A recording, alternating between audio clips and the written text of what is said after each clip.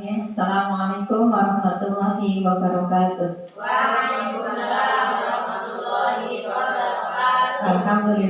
Alhamdulillahirabbil alamin wassalatu wassalamu ala asyrofil anbiya'i wal mursalin wa ala alihi wa sahbihi ajma'in.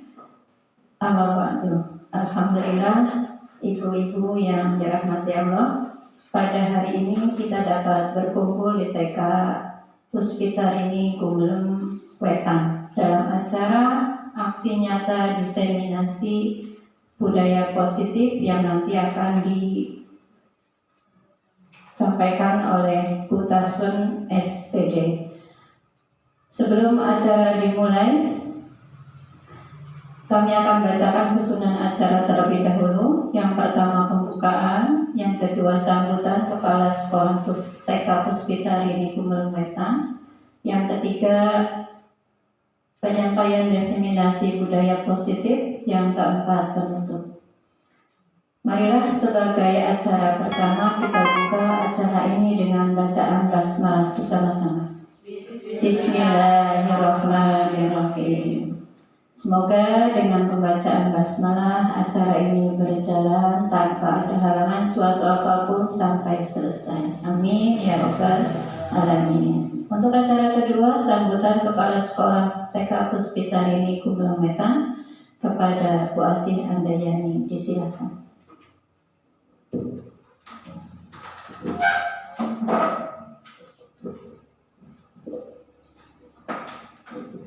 Assalamualaikum warahmatullahi wabarakatuh. Alhamdulillahirabbil alamin. Wassalatu wassalamu ala asrofil anbiya'i wal mursalin wa ala alihi wa ashabihi ajmain. Alhamdulillah, puji syukur kehadirat Allah yang Maha Kuasa. Hari ini kita bisa berkumpul dalam rangka diseminasi budaya positif oleh guru penggerak kita, Bu Taswen. Alhamdulillah, tidak lupa sholawat dan salam saat kita selanjutkan kepada Nabi kita Muhammad SAW, keluarganya, sahabatnya, juga pengikutnya sampai akhir zaman. Alhamdulillah, hari ini kita berkumpul dalam rangka aksi nyata diseminasi budaya positif oleh Bu Taswen. Marilah kita ikuti diseminasi hari ini dengan cermat. Semoga guru-guru yang lain itu tergerak hatinya untuk mengikuti guru penggerak. Karena program pemerintah tentang guru penggerak itu harus kita ikuti bagi yang usianya masih mencukupi. Kalau kita tidak mengikuti program tersebut, kita akan ketinggalan zaman, akan tergilas oleh waktu. Akhirnya kita tertinggal dengan aturan-aturan yang pemerintah. Kalau sudah tertinggal, nanti teman-temannya sudah maju selangkah ke depan, kita masih tetap saja. Marilah kita tergerak, tergerak. Kalau sudah tergerak menjadi guru penggerak, bisa bergerak. Kalau sudah bergerak menjadi guru penggerak, bisa menggerakkan. Kalau kita lihat guru-guru yang sudah mengikuti guru penggerak itu sudah kelihatan sekali percaya dirinya. Banyak ilmu yang didapat, pengalaman, teman, dan juga bergaul dengan orang-orang yang cerdas, pinter, banyak ilmunya. Mengikuti guru penggerak, semoga tergerak untuk mengikuti jadi guru penggerak. Tidak rugi ya, jadi apalagi ini guru penggerak. Kita ada tugas lagi PPGG. Semoga mereka kuat dalam menjalankan. Allah sudah mengatur kemampuan seseorang, ya. Semoga sudah jadi guru penggerak, terus ikut PPG, semuanya berjalan lancar dan sukses. Apa yang kita hadapi itu jangan dipikirkan, ya, tapi dilakukan. Kalau dipikirkan, membayangkan yang tidak lah jadi guru penggerak repot banget, nanti ikut PPG repot. Kalau dipikirkan itu bayangannya sangat menakutkan ya. Tapi kalau dijalani saja mengalir itu akan berjalan ringan, tidak akan mengganggu apa yang dikerjakan ya. Semoga sukses selalu buat Bu Taslen dalam menjalankan guru penggeraknya. Tidak ada halangan suatu apa, juga dalam mengikuti PPG juga lancar. Selesai semuanya sukses, tidak ada halangan suatu apa. Terima kasih, hanya ini yang dapat saya sampaikan. Wassalamualaikum warahmatullahi wabarakatuh. Kami kembalikan kepada pembawa acara. Terima kasih kepada Bu Asih Andayani atas sambutannya. Untuk acara selanjutnya, penyampaian diseminasi budaya positif oleh Bu Taslen SPD. Kepadanya disilakan.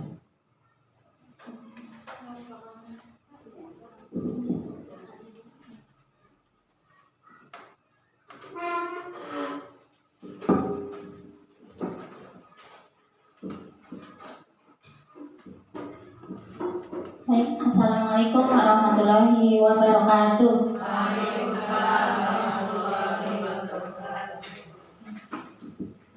Alhamdulillahirabbil alamin. Rabbi shrah li sadri wa yassir li amri wa hlul 'uqdatam min lisani yafqahu qawli. Amma ba'du. Yang terhormat Ibu Asih Andayani selaku Kepala Sekolah TK Pertiwi Puspitarini Kumpulan Wetan. Yang kami hormati Ibu Kepala Sekolah dan guru-guru dari KKG Gugus Mawar. Alhamdulillah, terima kasih sekali sudah menyempatkan diri menghadiri undangan saya dalam acara aksi nyata diseminasi budaya positif.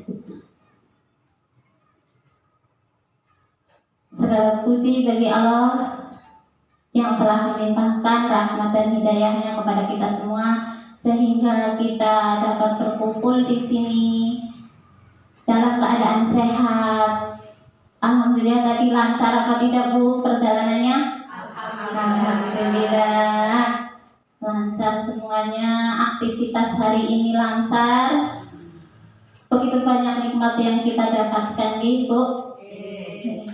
Salawat serta salam semoga tercurahkan kepada Nabi Agung Muhammad Sallallahu Alaihi Wasallam yang kita nantikan syafaatnya di yaumul akhir. Amin ya rabbal alamin. Ya. Nanti saya akan membahaskan budaya positif yang saya pelajari selama di modul 1. Modul 1 ini ada 4 bagian, modul 1.1, 1.2, terus ini yang terakhir. Ada banyak pengalaman yang saya dapatkan. Saya pelajari, kesempatan saya untuk membagikan kepada teman-teman semuanya. Jadi tidak hanya saya saja yang mendapatkan ilmunya. Selanjutnya,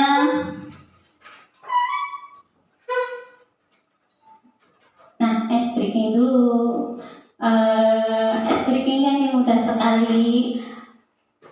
Yuk senyum selama 30 detik. Selama ini senyum apa tidak dari tadi? Ya, sudah senyum berkali-kali ya. Kita yang penting jangan senyum-senyum sendiri. Kita sudah melakukan berbagai aktivitas dari pagi. Aduh, banyak sekali hal-hal yang harus dilakukan.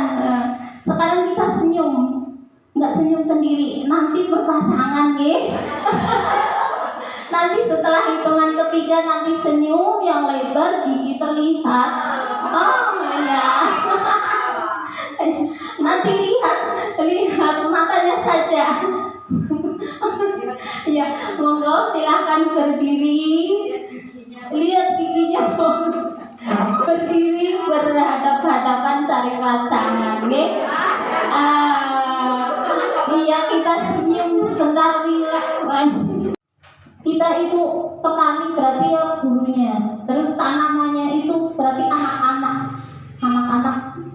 yang akan kita didik supaya menjadi orang yang lebih baik lagi, memiliki kebiasaan-kebiasaan yang positif, yang karakter yang baik. Kita berusaha menghilangkan pengaruh buruk atau yang karakter-karakter yang tidak baik supaya tidak menjadi kebiasaan. Budaya positif tersebut dapat kita jalankan dengan menerapkan konsep-konsep inti seperti disiplin positif, terus mengenali kebutuhan dasar manusia, terus motivasi perilaku manusia, terus juga posisi kontrol restitusi, kemudian pembuatan keyakinan kelas atau sekolah, dan juga segitiga restitusi.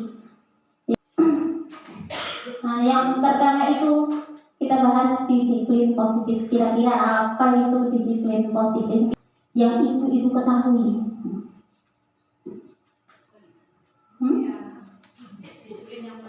Disiplin yang baik. Oke, apa lagi kira-kira? Disiplin yang benar. Disiplin itu seperti apa? Disiplin yang bagaimana? Ya, apalagi? Jangan takut berpendapat ibu-ibu. Jadi di CGP nggak ada yang salah. Kita diminta untuk aktif berpendapat. Disiplin yang teratur. Terus apa lagi ya? Masih ada banyak yang ibu-ibu ketahui. Ayo. Untuk mendapatkan sikap mandiri. Terus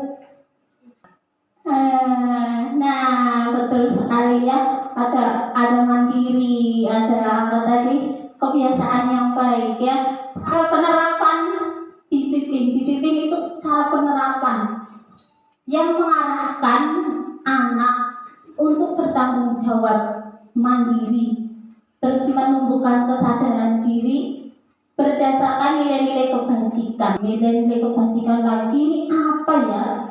Nilai-nilai kebajikan ya. Nilai-nilai kebaikan. Ya, kira-kira berarti nilai-nilai kebaikan apa lagi itu? Itu sudah menjadi apa? Pemantik ya. Kebaikan berarti apa saja? Ayo. Terus?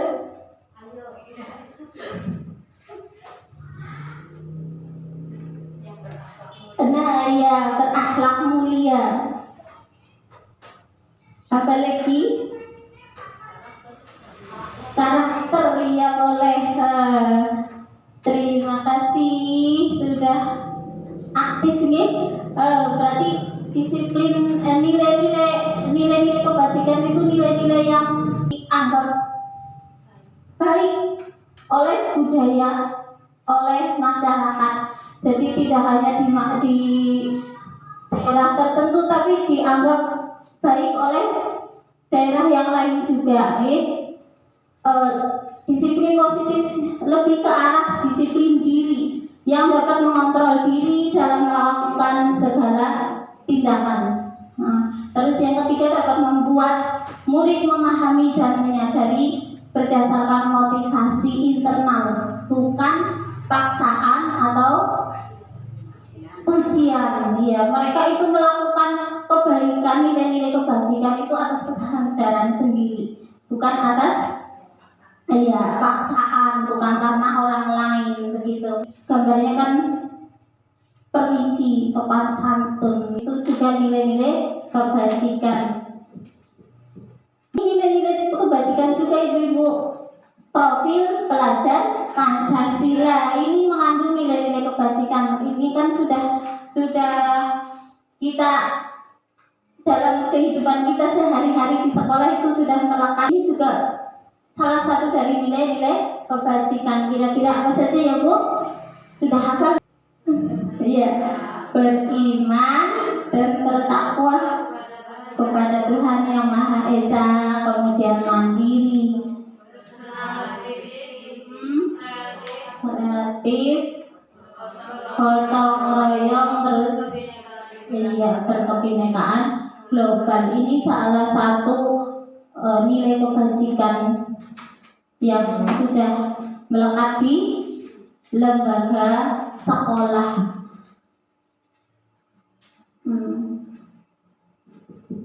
Nah, yang kedua, kebutuhan dasar manusia.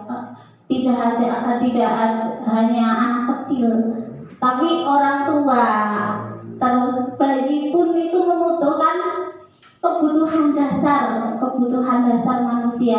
Ketika seorang murid melakukan suatu perbuatan itu yang bertentangan dengan nilai-nilai kebajikan atau melanggar peraturan, hal itu sebenarnya dikarenakan karena mereka ingin memenuhi kebutuhan dasarnya.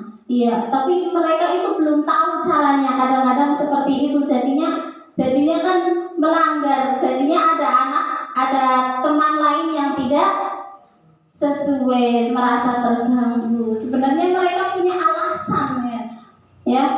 Alasannya apa gitu. Nah, ini kebutuhan dasarnya yang pertama adalah bertahan hidup. Kedua, cinta dan kasih sayang ya.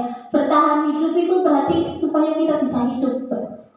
Makan ya, biasanya berhubungan dengan fisik ya, makan, terus minum ya, pakaian juga termasuk bertahan hidup. Kesehatan ya, betul sekali. Yang kedua, cinta dan kasih sayang. Semua orang pasti ingin ya dicintai. Yang ketiga adalah kebebasan. Setiap orang pengen bebas ya. Bebasnya ya terbatas ya. Bukan hanya bebas tanpa batas, tapi bebas berbatas ya. Keempat adalah kesenangan. Semua orang pengen senang. Senangnya bagaimana ya Bu? Ditunjukkan dengan apa?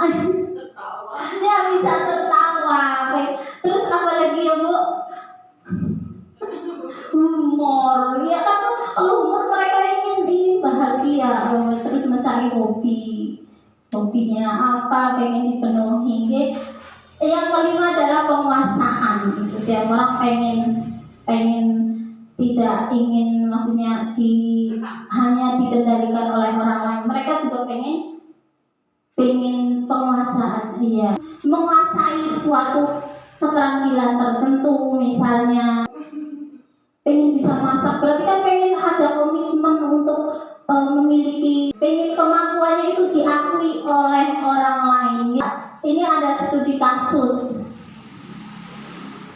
Ibu Ambar itu guru TK di Pelita Hati. Ada salah satu murid yang namanya Doni. Dia itu dia merebut makanan temannya,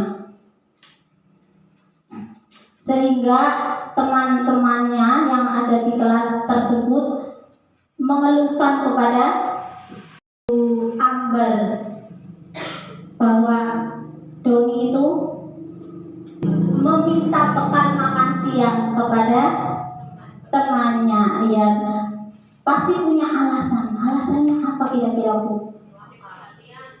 Cari perhatian.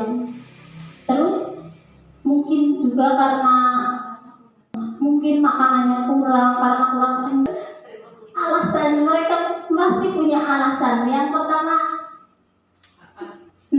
ya kalau kira Doni itu ternyata karena orang tuanya tidak membawakan bekal makan siang, berarti kan dia kebutuhannya kepengen makan kan, karena lapar, berarti dia ingin berarti karena dia itu ingin memenuhi kebutuhan dasar bertahan hidup ya, supaya nanti nggak kelaparan di kelas. Yang kedua, karena ingin ingin diperhatikan oleh temannya, mungkin orang tuanya begitu ya. Ketika melaporkan tindakannya itu nanti kan temannya nanti melaporkan ke gurunya nanti kan akan memberitahu kepada orang tuanya. Nah, orang tuanya jadinya kan nanti memperhatikan Doni. Jadi kebutuhan dasar yang ingin disampaikan, berarti ingin kasih sayang ya. Kalau alasannya itu takut dengan dia dan menuruti keinginannya, supaya teman-temannya itu takut, supaya teman-temannya juga menuruti keinginannya, maka sebetulnya Doni sedang berusaha memenuhi kebutuhan dasarnya atas kekuasaan. Terus yang ketiga, kalau ternyata alasannya itu dia itu bosan karena makanannya itu saja, lauknya itu terus misalnya apa tempe terus, berarti kebutuhan yang ingin dipenuhi oleh Doni adalah bebas. Dia pengen makanan yang bervariasi. Alasan yang kelima berarti karena iseng. Kadang ada anak yang iseng saja ya. Terus melihat temannya juga kalau diisengin biasanya kan nangis, apa nanti marah gitu, iseng saja. Berarti dia itu pengen bersenang-senang. Pada dia biasanya anak-anak yang seperti itu biasanya senang melihat temannya marah, nangis. Dia tuh cengengesan, kalau ternyata bukannya merasa bersalah, tapi ternyata senyum-senyum. Berarti hanya ingin mencari kesenangan ya. Dikira mainan kayak boneka. Kalau bonekanya tidak ada bunyinya, biasanya kurang senang. Tapi kalau ada bunyinya, dia lebih senang, lebih sering untuk dimainkan ya. Kemudian motivasi perilaku manusia. Motivasi, setiap orang memiliki dorongan untuk melakukan sesuatu. Terus ada 3 motivasi perilaku manusia. Yang pertama, untuk menghindari ketidaknyamanan atau hukuman. Misalnya ada anak yang datangnya pagi sekali, ternyata alasannya untuk menghindari hukuman. Nanti malu kalau masuk terakhir, jadinya nanti tidak nyaman ya. Terus yang kedua, alasan untuk mendapatkan imbalan. Nanti aku kalau datangnya kasih kan nanti aku dapat hadiah dari guru begitu. Berarti kan ada keinginan untuk mendapatkan imbalan atau penghargaan dari orang lain. Terus yang ketiga, untuk menjadi orang yang mereka inginkan, menghargai diri sendiri, bahwa mereka itu melakukannya itu berdasarkan nilai-nilai kebajikan yang sudah dipahami. Di antara 3 ini ada nilai-nilai ekstrinsik, karena mereka melakukannya berdasarkan dari luar. Yang pertama, untuk menghindari ketidaknyamanan atau hukuman. Yang kedua itu untuk mendapatkan imbalan atau penghargaan dari orang lain. Mereka itu melakukannya berarti tidak ikhlas ya. Mereka itu atas dorongan dari luar. Sebaiknya ini yang dihindari. Untuk motivasi intrinsipnya adalah untuk menjadi orang yang mereka inginkan berdasarkan atas kesadaran diri sendiri, bukan atas kemauan orang lain, bukan atas paksaan. Jadi mereka sadar bahwa aku melakukan ini karena memang aku harus datang fasik kayak gitu, bukan karena ingin mendapatkan imbalan ujian dari bu guru. Mereka biasanya akan lebih semangat untuk datang pagi. Ya. Motivasi mereka itu agar dapat memunculkan motivasi internal pada diri siswa untuk menjadi orang yang mereka inginkan dan menghargai diri sendiri, dan nilai-nilai mereka yang mereka percayai sebaiknya itu hindari dengan hukuman. Alhamdulillah di TK tidak ada hukuman. Kalau nanti ada hukuman bahaya, anak-anak bisa-bisa tidak mau sekolah, mereka bisa-bisa tidak mau mogok gitu. Iya. Hindari juga penghargaan yang berlebih. Misalnya diberi apa ya, diberi uang, ya. Nanti malah anak-anak ketika tidak melakukannya lagi nanti akan kecewa. Biasanya seperti itu. Kemarin aku melakukan ini, datang kasih, sekarang nggak diberi lah, besok molas, besok datangnya siang saja lah, kemarin nggak diberi lagi. Nah itu kan berarti kan motivasinya ekstrinsik berdasarkan dari dorongan orang lain. Yang selanjutnya adalah keyakinan kelas atau keyakinan sekolah. Keyakinan kelas, tadi kita sudah membuat keyakinan kelas, tadi sudah menjadi kita seperti apa? Seperti di kelas bersama anak-anak, dan kita harus membuat kesepakatan kelas agar bisa berjalan lancar, pembelajaran di kelas bisa lancar, terus nanti juga semua anak bisa melakukan keyakinan kelas yang sudah kita sepakati. Keyakinan kelas itu apa ya Bu? Kesepakatan, ya. Keyakinan itu berbeda dengan peraturan. Peraturan berarti kan tata tertib. Iya betul. Peraturannya itu dibuat oleh sepihak, oleh guru atau juga kepala sekolah. Itu sepihak. Tapi kalau keyakinan kelas itu dibuat bersama-sama antara guru dengan murid satu kelas. Mereka itu berpendapat, muridnya itu membuat peraturannya sendiri, ya. Mereka itu nanti jadinya lebih senang, dihargai. Oh, aku pendapatnya dipakai loh. Nah, nanti jadinya anak itu akan lebih taat biasanya karena dibuat sendiri sih. Nah, guru berperan mewujudkan terbentuknya keyakinan kelas atau sekolah dengan adanya kesepakatan antara guru dan murid. Ya. Aku sudah mempraktekkan, sudah mulai bisa dikendalikan. Mereka ingat dengan peraturan yang dibuat bersama. Tapi kita juga harus sering-sering untuk mengingatkan sih Bu, karena mereka juga, padahal mereka membuat peraturan sendiri. Ya contohnya nanti fokus sama bu guru, terus mendengarkan bu guru. Biasanya ya nggak semua anak kalau di TK Ibu nanti boleh main di luar, boleh makan apa tidak bu guru, nanti ada yang jawab, dia tidak boleh. Mereka jadinya saling berpendapat, terus ada yang diam saja. Tapi kalau anak yang aktif sih mereka itu berpendapat. Okay. Nanti buang sampah di tempat sampah bu guru, ya mereka jadinya terngiang, jadinya ya melatih berpikir anak. Tapi anak yang sudah membuat kesepakatan itu, membuat peraturan, kadang-kadang lupa. Jadi kita harus sering mengingatkan juga.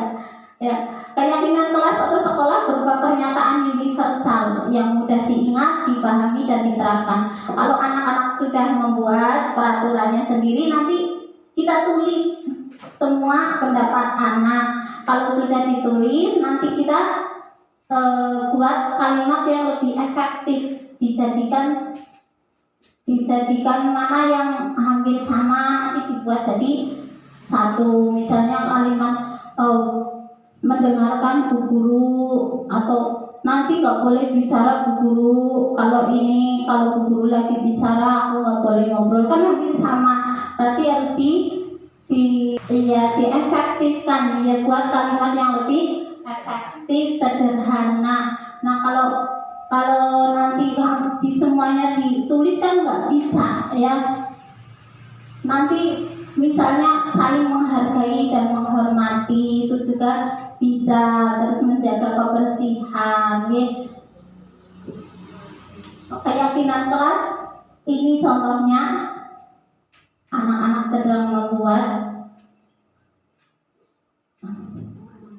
ya, saling menghias. Ini pembuat sendiri, bisa melalui kantang Ibu, supaya anak lebih senang, bertanggung jawab, terus menjaga kebersihan, saling menghargai dan menghormati. Sudah menjadi nilai-nilai kebajikan yang lebih sederhana. Nah, yang selanjutnya adalah posisi kontrol, restitusi. Sebagai seorang guru, pasti kita menghadapi masalah bersama anak-anak yang mereka belum tahu bagaimana untuk memenuhi kebutuhan dasarnya. Nanti bagaimana ya saya berperan dalam membantu anak-anak menyelesaikan permasalahannya. Posisi kontrol yang pertama adalah penghukum, terus ada sebagai teman, ada juga pembuat merasa bersalah, terus bisa menjadi pemantau, terus manajer. Selama ini kita menjadi posisi yang bagaimana ya? Pembuat merasa bersalah, iya. Jadinya anak itu tidak nyaman biasanya loh. Sebagai guru itu kita sebaiknya menempatkan diri pada posisi kontrol sebagai manajer, ya. Itu posisi yang paling baik, paling bagus. Guru itu dapat berbuat sesuatu bersama murid, mempersilahkan murid, mempertanggungjawabkan perilakunya, kemudian mendukung murid agar dapat menemukan solusi. Mereka itu nanti akan menemukan solusinya sendiri. Guru nanti hanya memandu untuk bagaimana supaya masalahnya bisa selesai atas permasalahannya sendiri. Nah, posisi manajer itu mengacu pada restitusi yang dapat menjadikan murid sebagai manajer. Mereka jadinya kan ada guru kan memandu, jadinya anak-anak itu menjadi manajer sendiri bagi dirinya sendiri, sehingga tercipta identitas positif atau berhasil pada diri murid. Beda kalau gurunya yang membantu mengarahkan. Biasanya kan anak mereka tidak patuh karena mereka terpaksa. Tapi kalau mereka itu diajak untuk menyelesaikan masalahnya, berpikir bagaimana solusinya, itu biasanya akan lebih mengena, menjadi mandiri, biasanya tanggung jawab. Selanjutnya itu segitiga restitusi.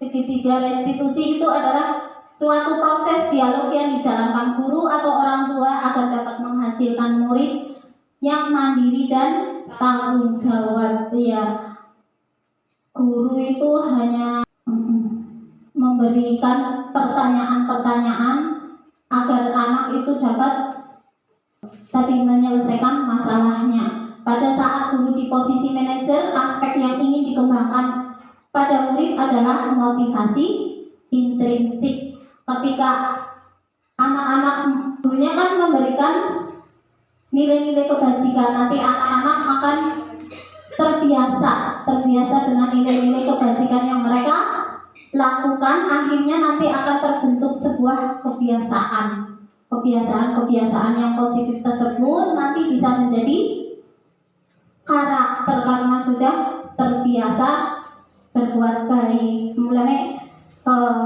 jangan membiasakan kebiasaan yang tidak baik, mendingan dihentikan.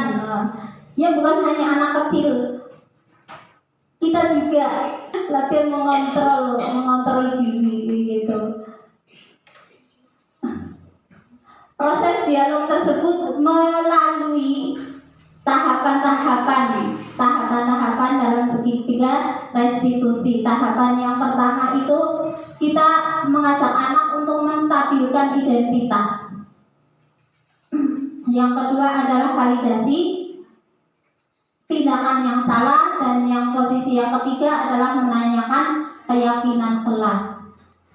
Menstabilkan identitas berarti berdasarkan prinsip bahwa kesalahan itu berbuat kesalahan itu adalah suatu proses dari pembelajaran, ya.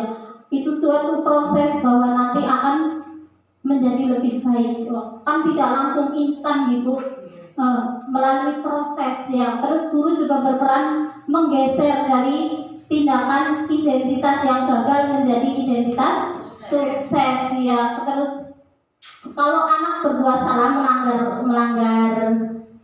melanggar peraturan, kita jangan mengkritik, ya.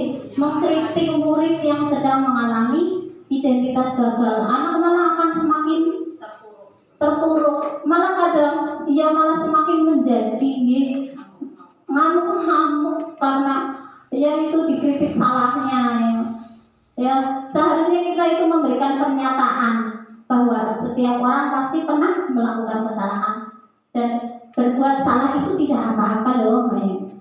Tidak ada manusia yang sempurna, memang semua orang pernah berbuat salah, ya. Kita bisa menyelesaikan ini.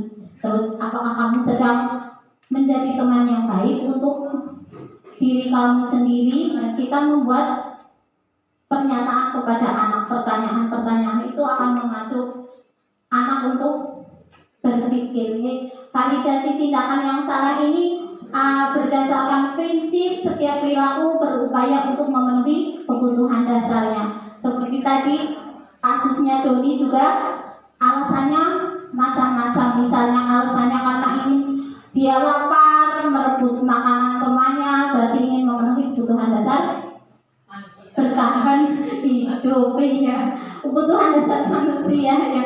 Terus kalau ternyata dia kepengen diperhatikan, berarti kan ingin kasih sayang, dia rindu dengan kasih sayang. Mungkin di rumahnya ada yang kurang kasih sayangnya, berarti dia kesempatan di sekolah untuk mencari kasih sayang. Banyak, Ibu.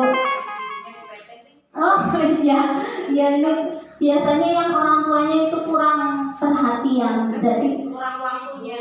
iya, sibuk. Akhirnya kan anaknya gurunya boleh mencari kasih sayang, ya, sama suami. Aisyah sama suami sendiri. Ini sama teman juga boleh, kan harus saling menyayangi, ya. Ya. Kemudian mengenali dan mengakui kebutuhan murid akan memperbaiki hubungan dengan murid, ya. Validasi tindakan yang salah ini kita membuat pertanyaannya itu seperti, kamu tentu punya alasan mengapa melakukan semua itu. Yang kedua, adakah cara yang lebih efektif untuk mendapatkan apa yang kamu butuhkan? Kita membuat pertanyaan seperti itu kepada anak. Padahal kamu bisa melakukannya lebih baik dari ini loh, kayak gitu. Kemudian kamu pasti punya alasan mengapa melakukan itu. Kita tanyakan alasannya. Kamu boleh mempertahankan sikap itu, tapi kamu mencari tindakan yang lainnya, tindakan dan sikap yang baru. Kemudian menanyakan keyakinan. Murid akan diberikan pertanyaan, guru itu memberikan pertanyaan-pertanyaan yang bermakna untuk memunculkan motivasi secara intrinsik, mampu mengaitkan keyakinannya dengan tindakan yang salah. Saat perilaku telah divalidasi dari identitas sukses telah stabil, maka murid telah siap untuk melakukan keyakinan kelas. Nah, pertanyaannya kita bisa ajukan ini kepada anak, apa yang kita percaya sebagai kelas atau keluarga, apa nilai-nilai umum yang telah kita sepakati bayangan kita tentang kelas yang ideal. Nanti anak-anak jadinya lebih, aku kan pengennya bisa belajar, aku bisa nyaman di sekolah, nanti seperti itu. Berarti kamu harus berbuat apa? Kan guru kan nanti membuat pertanyaan seperti itu. Kamu mau jadi orang seperti apa? Kalau kamu seperti ini, berarti kamu pengen jadi orang seperti ini apa tidak? Kita buat pertanyaan seperti itu. Nah, hal-hal yang perlu diperhatikan dalam segitiga restitusi adalah perilaku yang perlu dikaitkan dan nilai-nilai atau keyakinan yang telah disepakati. Kemudian kesediaan orang yang melakukan kesalahan untuk memperbaiki masalah. Kalau orangnya tidak mau memperbaiki kesalahannya nggak bisa ya. Iya, tetap saja dia masih seperti itu. Ya kalau tidak menyadari atas kesalahannya sendiri, ya pasti walaupun kita berupaya untuk mengubah, tapi kalau anaknya tidak mau, sulit untuk diperbaiki. Pemecahan masalah sebisa mungkin relevan atau memiliki hubungan dengan masalah yang ada. Perlu adanya usaha perbaikan dari pihak yang berbuat kesalahan. Nah, kalau nggak sadar makanya diberitahu ya nggak sadar ya. Perlu didedikasikan waktu dari pihak yang berbuat kesalahan, menanyakan kapan kamu mulai berubah. Perlu ditegaskan seperti itu agar dia secepat mungkin akan berubah menjadi lebih baik. Nah, ini contoh penerapan budaya positif di kami. Ya, penerapan 5S. Ada apa saja ya Bu? Senyum, salam, sopan dan santun. Ya, kita harus senyum. Kalau nggak senyum nanti anak juga takut. Ya, kita main terus nggak bisa. Ya, masalah yang ada di rumah nggak usah dibawa ke sekolahan. Ya, salam juga kita sebagai umat Islam kan harus membiasakan menebarkan salam. Alhamdulillah anak TK di sini walaupun baru sudah mulai membiasakan ketemu bu guru yang memberi salam, sampai sini sudah memberi salam. Alhamdulillah ini proses Ibu. Ini di awal tahun ini jadinya kita harus mulai membuat kebiasaan-kebiasaan positif. Nanti kalau sudah di tengah apa di akhir itu akan sulit. Tapi kalau kita terapkan kebiasaan positif ini di awal tahun ini menjadi lebih mudah, Ibu. Mereka akan mulai terbiasa. Sapa, sopan dan santun juga dibiasakan di sekolah TK. Nah, ini 4 kata ajaib juga menjadi contoh budaya positif di sini, yaitu maaf, tolong, terima kasih dan permisi. Ini bisa diajarkan melalui nyanyian. Ya, mau praktek ibu-ibu? Mau. Ayo, 4 kata ajaib. Yuk diterapkan berdua ya, boleh lah berpasangan ada katakan ya. Iya. Ya, permainannya. Contoh. Iya, sama Bu Dia. Ya. Ada yang sudah menerapkan ini di sekolah ibu-ibu? Sudah. Ada yang belum kan bisa menjadi contoh. Iya enggak? Sama saya Bu. Sama Bu Asy. Iya. Di sini muter-muter. Iya, kita ambilkan arti. Iya. Udah iya. Ini sopan santun juga. Maaf ini Bu. Ya ini yang mengajarkan. Iya.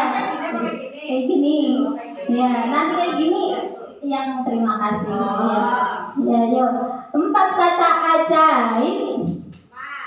Maaf, tolong, terima kasih, permisi. Sekali lagi ya biar bisa lebih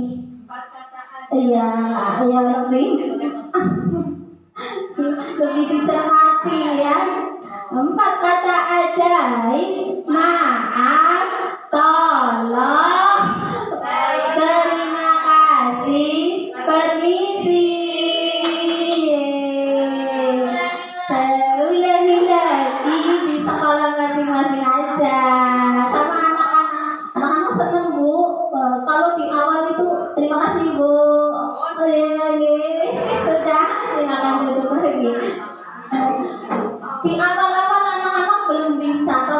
sudah beberapa kali anak seru, anak lebih senang ya. Nah, terus nanti di akhir pembelajaran setelah istirahat bisa dipraktekkan beberapa anak tapi nggak semuanya. Ya, anak senang banget. Tuh ada maaf-maafan, jadinya anak itu lebih nyatanya lebih ini teringat Bu. Kalau tahun-tahun kemarin belum diterapkan seperti ini, kurang mengena. Sekarang anak sudah saling mengingatkan, mereka itu saling mengingatkan pada temannya, yuk minta maaf kayak gitu. Ini nggak permisi Bu Guru gitu. Aku ditabrak saja ya. Mereka saling mengingatkan bersama teman-teman yang lain ya. Ini ada budaya antri juga, sabar menunggu giliran. Alhamdulillah ini videonya pada saat antri pada saat apapun, mau masuk kelas, mau salaman sama Bu Guru, terus mau bermain juga, mereka sudah terbiasa antri. Alhamdulillah. Bu Guru, ini si Alif mau nyerobot, mesti diingatkan sama temannya. Alhamdulillah. Ini kan masih awal-awal, tapi sudah mereka saling mengingatkan temannya ya. Kan ada anak yang memang nggak terbiasa dengan aturan, itu mereka lebih sulit ya. Iya, semuanya sendiri, betul. Mereka sulit untuk diarahkan. Itu contoh keyakinan kelas yang ada di sekolah ya. Sekolah saya, kita di TK Pertiwi Puspita ini ada saling menghargai dan menghormati, terus disiplin, taat aturan, terus bertanggung jawab menjaga kebersihan. Ini kesepakatan kelas yang sudah saya buat bersama anak-anak. Nah, ini juga celenganku, ini bisa semoga menginspirasi teman-teman. Celenganku ini anak sangat semangat untuk mengumpulkan uangnya. Mereka itu berusaha untuk, ini manfaatnya banyak sekali ya Bu, melatih kesabaran. Terus mereka juga latihan mengelola uang. Oh, aku jajannya itu bawanya 3.000, nanti 1.000 taruh di celenganku ya. Mengembangkan disiplin dan tanggung jawab, kemudian mempersiapkan masa depan. Besok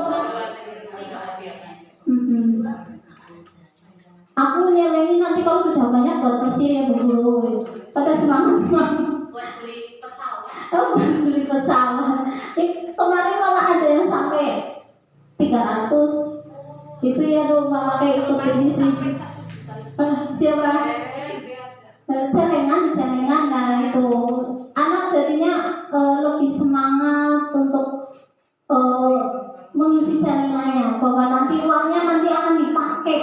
Ya, nanti akan dipakai untuk apa tujuannya. Mereka jadi memiliki tujuan Bu. Mendorong kemandirian juga. Kalau di sekolah sudah seperti ini, mereka di rumah juga ada yang meneruskan juga. Ya, aku pengen beli sesuatu, aku harus mengumpulkan. Mereka menjadi sadar, oh aku pengen beli sesuatu, berarti aku ngumpulin uang ya Bu. Mereka sadar sendiri, memotivasi mencapai tujuan.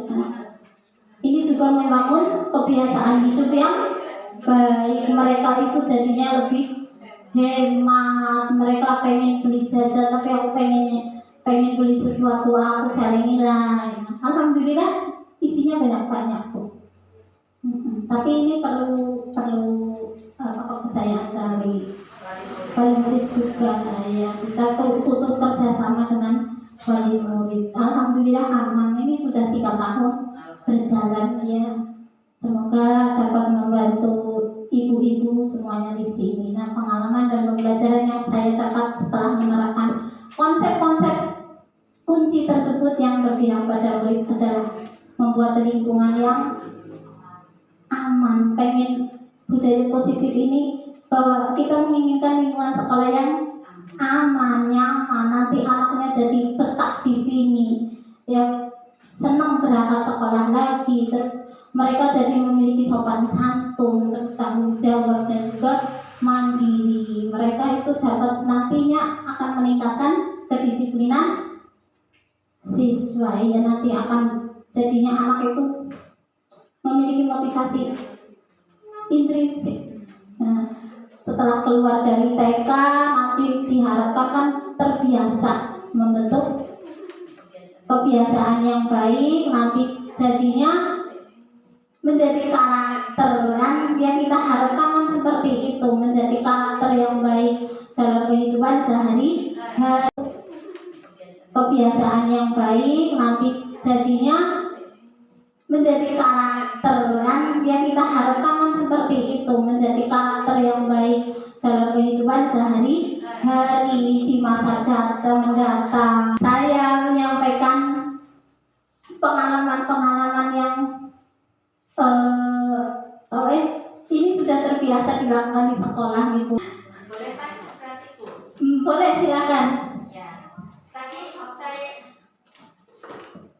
Ya, silakan beli.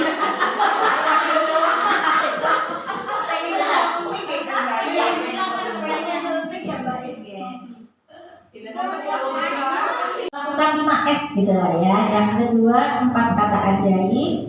Yang ketiga keempat tidak tahu. Terus tiba-tiba kelima gitu celengan itu. Iya. Mohon maaf ya Bu ya. Terima kasih. Berarti kan memperhatikan itu. Yeay, terima kasih.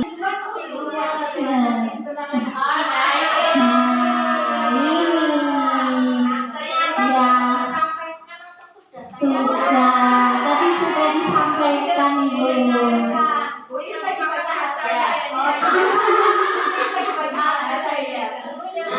Iya, ini antri Bu, sabar menunggu giliran. Anak-anak diminta untuk membiasakan dari kecil itu sabar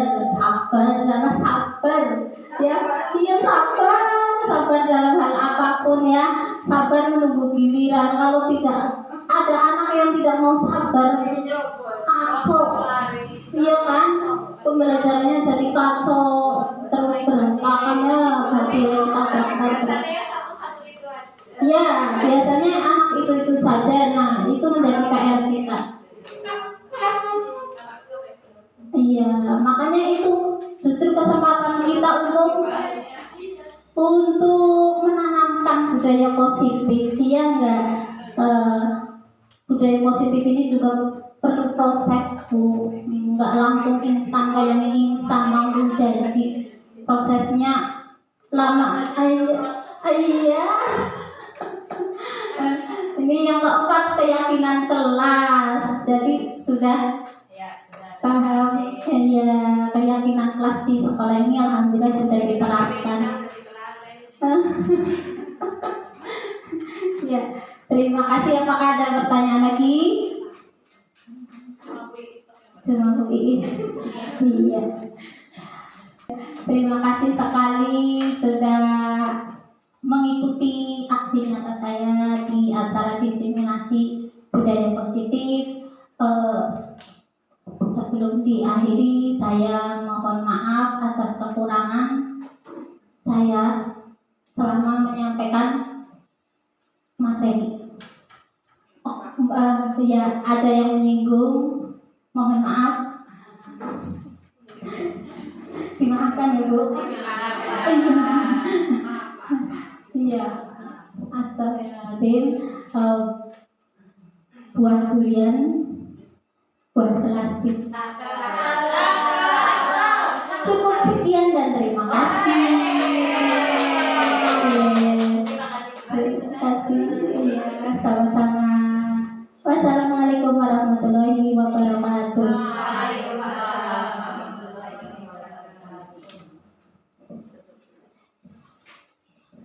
Kita beri aplaus sekali lagi buat Bu Nasra. Alhamdulillahirrahmanirrahim. Penyampaiannya tentang apa tadi Bu? Tentang budaya positif ya. Sampai akhirnya alhamdulillah kita banyak mengetahui istilah-istilah baru. Ada diseminasi.